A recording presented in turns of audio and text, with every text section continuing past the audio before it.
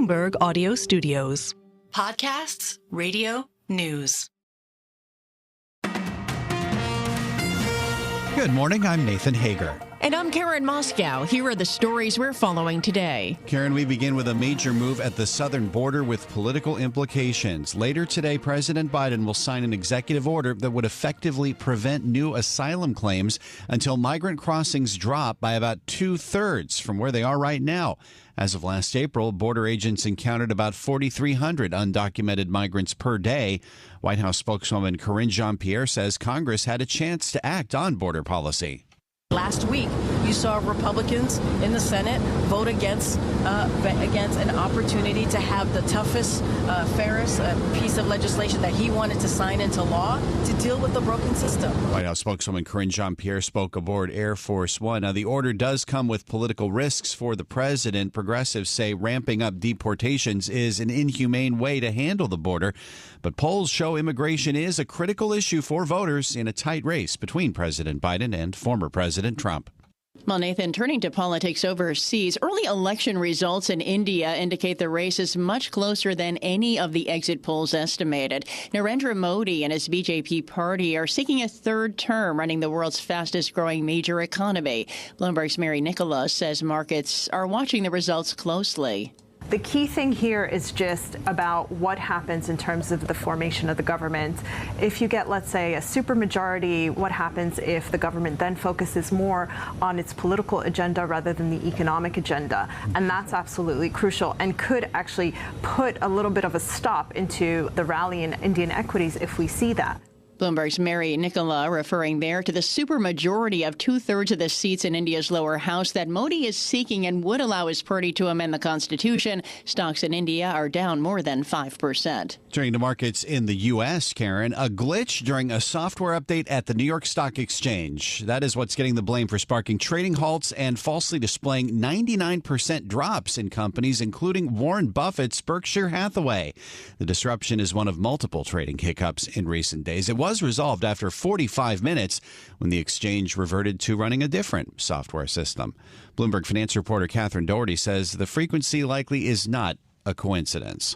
We have seen 3 incidents in the last week or so since T+1 was implemented. And every time that there's been incidents like this, the answer has been, oh, it's not tied to T+1. But again, if you have the third time, I think the questions are still going to be asked, and hopefully we'll get more answers.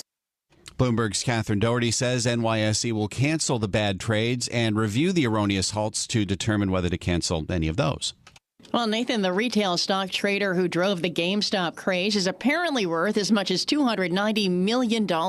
Keith Gill, who goes by Roaring Kitty on Reddit, posted a screenshot of his portfolio showing a huge bet on GameStop. Bloomberg's Bailey Lipschultz says it's impossible to verify if it's real. The last time he posted an update on that portfolio, last time checking in on the portfolio, was worth about $34 million. So a humongous jump in terms of the actual value underlying that position, in addition to the fact that there's some $45 million potentially in cash. But nonetheless, it drove a flurry of trading activity. And Bloomberg's Bailey Lipschultz adds there are questions about how far the GameStop rally can go, given the many changes since the meme rally in 2021. GameStop shares, which jumped 21% yesterday, are down. Well, actually, now they're up again, up about 1% in early trading. Yeah, we'll have to be keeping an eye on that throughout the morning, Karen, and we'll continue to follow the chip wars as well, because the CEO of Intel is now firing back at Nvidia. Pat Gelsinger took the stage at the Computex show in Taiwan to talk about new products he expects will help turn back the tide of share losses to peers like the AI chip darling Nvidia. He did take a direct shot at Nvidia CEO Jensen Huang and his claim that traditional processors like Intel's are running out of steam in the age of artificial intelligence. We look now to have 1 billion transistors on a single chip, and even looking to 1 trillion transistors in a single package by the end of the decade. And unlike what Jensen might have you believe, Moore's Law is alive and well. Intel CEO Pat Gelsinger, he was brought back to the company 3 years ago to turn its fortunes around and has spent heavily to revitalize Intel's offerings, building out a factory network he has said will reclaim leadership in chip design and manufacturing. Well, let's stay in Asia, Nathan. China is taking its domestic problems and exporting them to the rest of the world. That's what the U.S. ambassador to Japan, Rahm Emanuel, is saying in an interview with Bloomberg Television. China is not going to win the Good Neighbor Award. They have a problem with India. They have a problem with the Philippines. They have a problem. They're right now creating economic coercion against Japan on fish, even though they're still fishing in that area. Rahm Emanuel is accusing China of over-manufacturing at subsidized prices. China denies that. President Xi Jinping says his country's exports are helping to ease global inflation and support the clean energy transition. Let's get to some more company news now, Karen. Airbus may be closing in on a deal with China. Bloomberg News has learned the plane maker is negotiating a major sale of more than 100 aircraft to the Asian nation. Talks have gained momentum since President Xi Jinping visited his French counterpart, Emmanuel Macron, last month.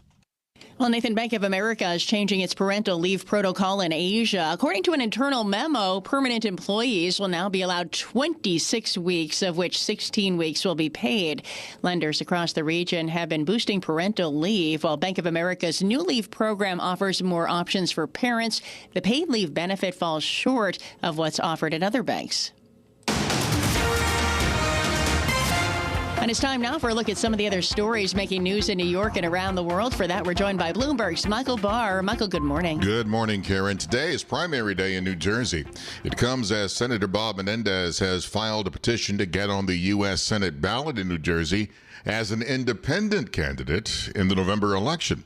Menendez is standing trial on federal corruption charges. In a statement posted on social media, Menendez, who won his Senate seat as a Democrat, says he's more confident than ever that New Jerseyans and the rest of the American public will see me exonerated of what I am being accused of, and I will be reelected to the Senate once again.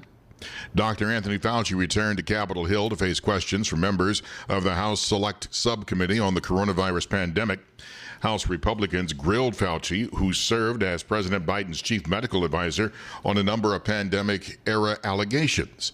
During the hearing, Fauci denied any cover-ups, which he said have resulted in threats against him and his family. It is very troublesome to me. It is much more troublesome because they've involved my wife and my 3 daughters. During the nearly 4-hour hearing, Fauci defended his record as the face of the nation's pandemic response, facing hostile questions over policies like social distancing and masks.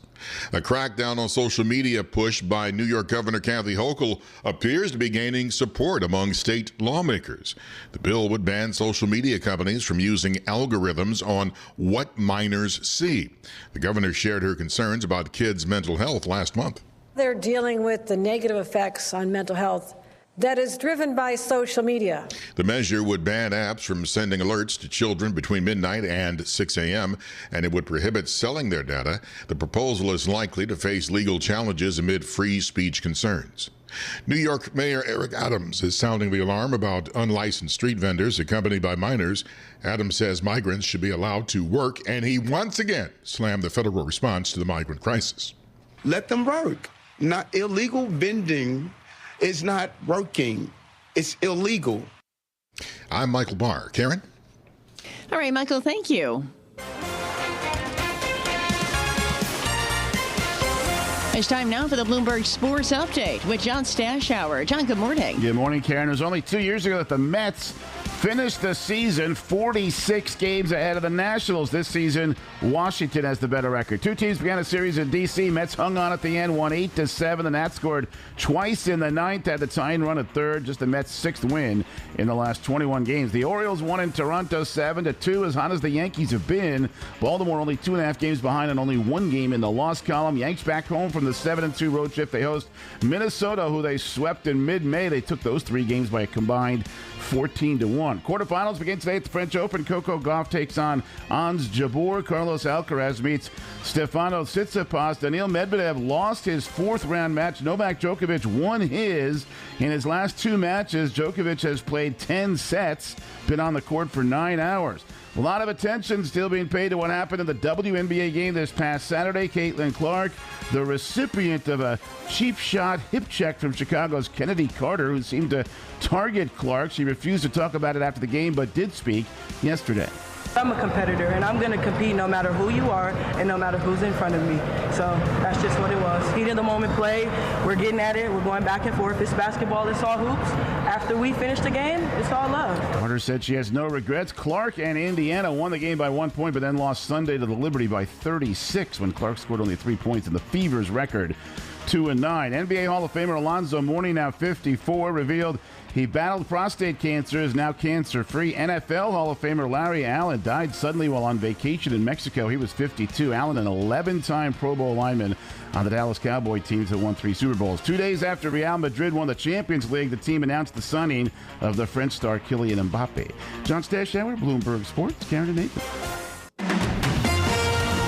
Coast to coast on Bloomberg Radio, nationwide on Sirius XM, and around the world on Bloomberg.com and the Bloomberg Business app. This is Bloomberg Daybreak. Good morning, I'm Nathan Hager. Immigration and border security, they are the main issues for voters, or at least some of them, heading into the November election, and one of President Biden's biggest political liabilities as well. But now the president plans to tackle it later today with an executive order that would sharply curtail asylum claims at the U.S.-Mexico border. And for more on this, we're joined by Bloomberg News senior editor Bill Ferries. Bill, good morning. How sharply would this order curtail asylum claims? Well, what we're hearing right now, Nathan, is that, we've seen levels of about 4,300 encounters per day at the border in April with undocumented migrants. This would kick in once this document that the president would sign would kick in when it hits 2,500. So you're talking about, almost more than half of the asylum seekers at the April levels. But we've had levels of 10,000 per day at some points in this crisis. So it would be a real sharp curtailment from what we've seen at kind of the peak periods of the immigration flow across the border. Bill, let's talk about the politics of this, because it seems like the pendulum has really swung when it comes to how Democrats and Republicans are encountering this issue. And, for an order like this to come nearly 5 months to the day before the election, I mean, is there a question around the timing of this, whether the president is playing this for politics? Oh, there's absolutely no doubt about the timing. I mean, we're more than 3 years into President Biden's term in office. When he took office, there was a lot of frustration in both parties, I think, about President Trump's previous policies. But the real focus when Biden took office was, the COVID crisis and getting vaccines out. But to come around to immigration at 3.5 years later, I think it does have a very strong appearance of being all about the politics. And I think that's the criticism you're going to hear from Republicans on this from the get-go. It's going to be, hey, where have you been on this? In that time, we've had hundreds of thousands of people come across the border, straining a lot of social services in cities, not just in the South, but Texas has bused and flown more than 105,000 immigrants to other areas, including the Northeast, California, places like that. So I think the president's opponents will say it's been a long time coming. And I guess the president and his supporters could say, well, we had a bipartisan deal in the Senate and Republicans spiked that. Yeah, and I think if you remember at the time, the White House's argument was that they wanted some authorities that they didn't think the president had. Signing this executive order is going to raise questions about that. Now, this order is probably going to face some legal challenges. So whether it stands up in court after people go take that route with it remains to be seen. But I think the president's opponents on the Republican side, at least, will say he should have tried this earlier. And of course, there's going to be a lot of politics on the Democratic side of this, too, particularly on the president's left, from people who are not going to be supportive of this initiative. This is Bloomberg Daybreak Today, your morning brief on the stories making news from Wall Street to Washington and beyond. Look for us on your podcast feed at 6 a.m. Eastern each morning on Apple, Spotify, and anywhere else you get your podcasts. You can also listen live each morning starting at 5 a.m. Wall Street time on Bloomberg 1130 in New York, Bloomberg 99.1 in Washington, Bloomberg 106.1 in Boston, and Bloomberg 960 in San Francisco. Our flagship New York station is also available on your Amazon Alexa devices. Just say, Alexa, play Bloomberg 1130. Plus, listen coast to coast on the Bloomberg Business app, Sirius XM, the iHeartRadio app, and on Bloomberg.com. I'm Nathan Hager. And I'm Karen Moscow. Join us again tomorrow morning for all the news you need to start your day right here on Bloomberg Daybreak.